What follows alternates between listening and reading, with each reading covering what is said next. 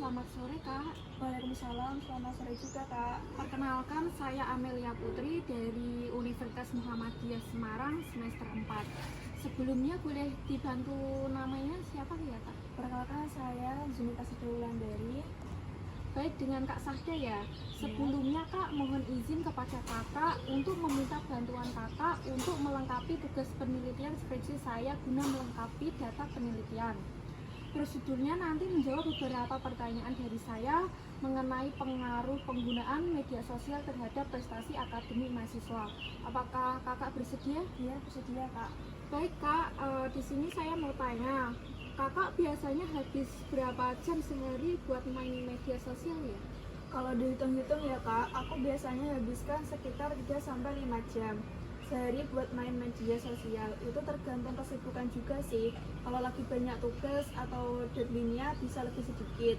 Tapi kalau lebih santai atau pas weekend biasanya lebih dari 5 jam. Biasanya aku buka Instagram, Twitter, TikTok, dan media sosial yang lainnya.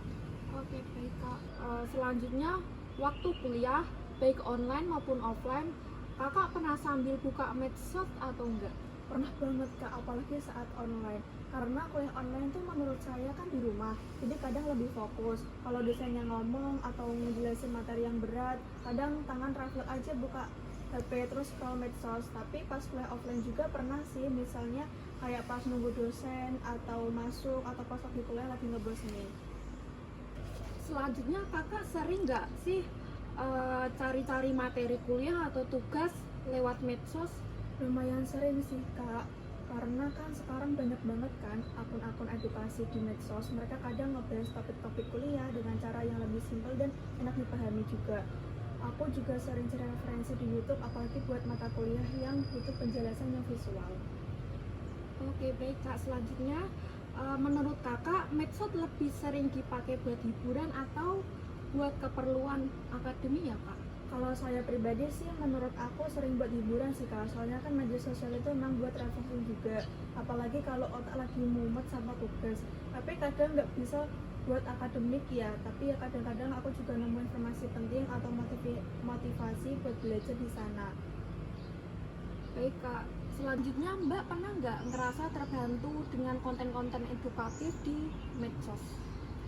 Konten-konten ini yang sangat terbantu Mbak, apalagi buat aku yang lebih suka belajar dari visual dan penjelasan yang singkat. Konten-konten kayak video edukasi, singkat, infografis, atau penjelasan dosen lewat TikTok itu ngebantu banget bagi saya.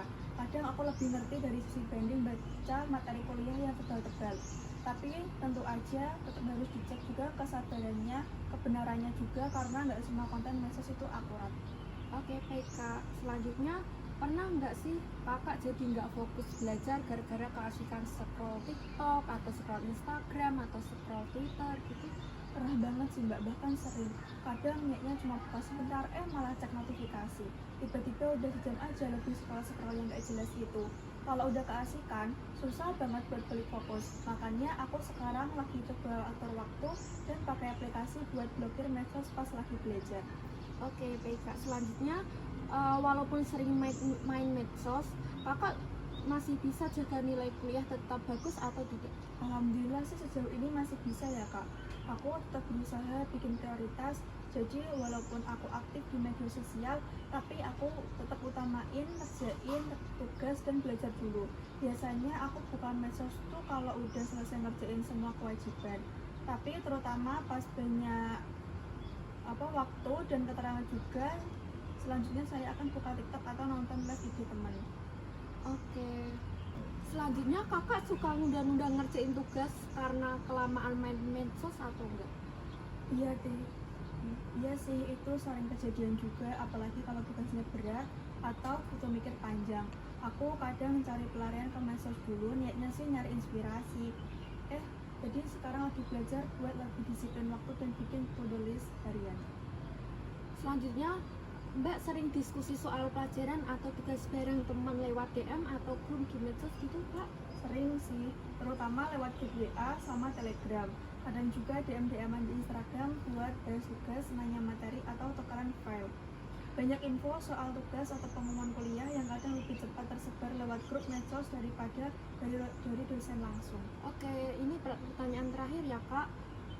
Sejak makin sering pakai medsos, menurut kakak nilai kuliah jadi turun atau enggak? Kalau buat aku sih enggak kak, terlalu ngaruh secara langsung, tapi nilai masih stabil. Tapi kadang juga aku merasa kalau terlalu sering buka medsos, produktivitas jadi turun. Jadi meskipun nilai nggak turun, aku tetap harus kontrol pemakaian supaya nggak ngaruh ke hal-hal lain, kayak kualitas tugas atau kesehatan mental juga. Baik kak, terima kasih banyak ya kak udah nyempetin waktu buat wawancara ini. Semoga harinya menyenangkan dan kuliahnya lancar selalu. Sama-sama kak.